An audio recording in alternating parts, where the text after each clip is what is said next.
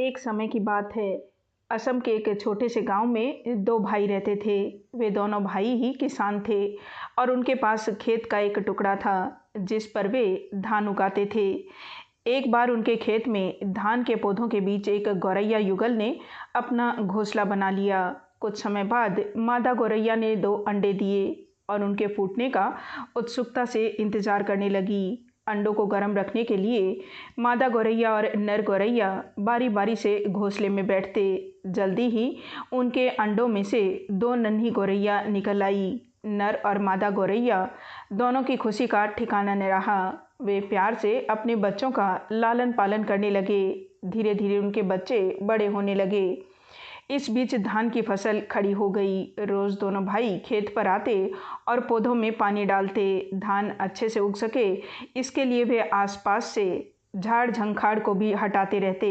जल्दी धान की फसल कटने के लिए तैयार हो गई। यह देख मादा गौरैया ने नर गौरैया से कहा, जल्दी ही चावल के लिए धान को काट लिया जाएगा। इससे हमारा घोंसला नष्ट हो जाएगा। अभी तो हमारे बच्चे उड़ने लायक भी नहीं हुए हैं। अब हम क्या करेंगे? नर गौरैया बोला, परेशान मत हो, अभी धान की कुछ फसल पूरी तरह से तैयार नहीं हुई है, उसमें कुछ और वक्त लगेगा। हम अगले हफ्ते से ही अपने बच्चों को उड़ना सिखाना शुरू कर देंगे। जल्दी ही वे अपने बच्चों को उड़ना सिखाने लगे। रोज़ वे उन्हें उड़ने के लिए कहते, पर बच्चे तो अभी बहुत छोटे थे, यहाँ तक कि उनके पंख भी पूरी तरह से नहीं उगे थे। फिर एक दिन उन्होंने दोनों भाइयों को बात करते सुना। यह फसल अब कटने के लिए तैयार हो गई है। छोटे भाई बड़े भाई से कह रहा था। बड़ा भाई बोला, तुम ठीक कह रहे हो, हमें जल्दी ही कटाई शुरू कर देनी चाहिए, लेकिन यह बहुत ही बड़ा खेत है और हम अकेले यह काम नहीं कर सकते। छोटा भाई बोला, हाँ, मैं भी यही सोच रहा था, चलो चलकर इस बारे में गांव की परिषद से बात करते हैं। अगर सारे गांव वाले हमारी मदद करते हैं तो हम एक ही दिन में फसल की कटाई कर सकेंगे। बड़ा भाई यह सुन खुश हो उठा और बोला, बहुत बढ़िया विचार है, मैं कल ही परिषद से बात करता हूँ और इतवार को हम कटाई कर लेंगे। यह सुन माता गौरैया रोने लगी। रोते रोते बोली, हमारे बच्चे तो अभी उड़ भी नहीं सकते, अब हम सब मारे जाएंगे। नर गौरैया मुस्कुराता हुआ बोला, चिंता मत करो, मैं तुम्हें यकीन दिलाता हूँ कि इतवार तक वे फसल नहीं काटेंगे। मादा यह सुन शांत तो हो गई, पर वे बच्चों को लगातार उड़ना सिखाते रहे। इतवार की सुबह मादा इतनी परेशान थी कि वह न तो खा पा रही थी और न ही वह रात को सोई थी। पर नर गौरैया एकदम आश्वस्त था। आश्चर्य की बात तो यह थी कि इतवार आकर खत्म भी हो गया और उस दिन न तो दोनों भाई आए और न ही गांव वाले। सोमवार को दोनों भाई फिर से खेत पर पहुंचे। बड़े भाई ने छोटे भाई से शिकायत की, गांव वाले इतने आलसी हैं कि कोई भी इतवार को यहाँ नहीं आया। छोटे भाई ने मायूसी से कहा, मुझे तो अब चिंता हो रही है, अगर फसल को नहीं काटा गया तो यह बर्बाद हो जाएगी। बड़ा भाई बोला, मैं ऐसा करता हूँ कि कल अपने पड़ोसियों से मदद करने को कहता हूँ और फिर अगले इतवार तक हम इस फसल को उनकी मदद से काट लेंगे। बड़े भाई ने सुझाव दिया। छोटा भाई बोला, हाँ, इस तरह हम 2 दिनों में फसल काट लेंगे। यही सोच दोनों घर वापस चले गए।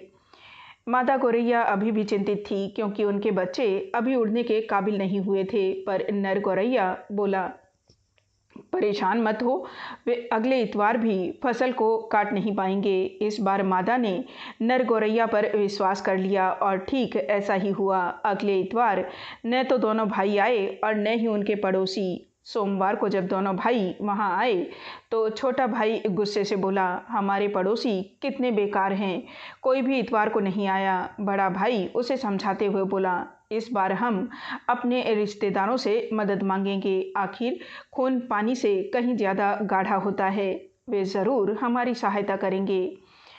छोटा भाई कुछ सोचते हुए बोला, ठीक है, हम अगले इतवार को फसल काटना शुरू करेंगे और इन 3 दिनों में पूरी फसल काट डालेंगे। यह बातचीत सुन मादा गौरैया ने नर गौरैया को देखते हुए कहा, अब तो हमारे बचने की कोई संभावना ही नहीं है।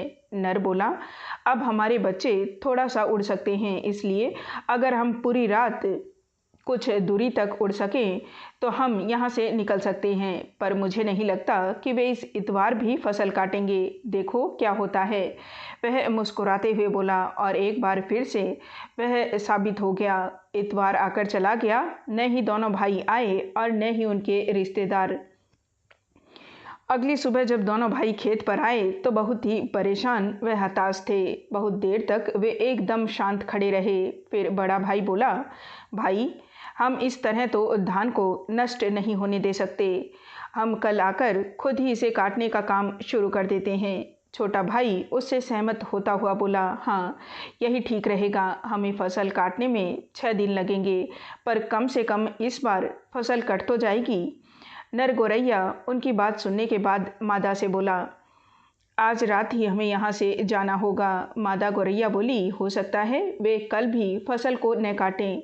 आखिरकार वे तो कब से इस काम को टालते आ रहे हैं। नर गोरैया बोला, अब तक वे अपने काम के लिए दूसरों पर निर्भर थे, इसलिए उनका काम पूरा नहीं हो पा रहा था। पर अब उन्होंने इसे खुद करने का निश्चय किया है। अब तो काम पूरा हो ही जाएगा। उस रात गौरैया युगल अपने बच्चों के साथ वहाँ से उड़ गया और अगली सुबह दोनों भाइयों ने फसल काटनी शुरू कर दी।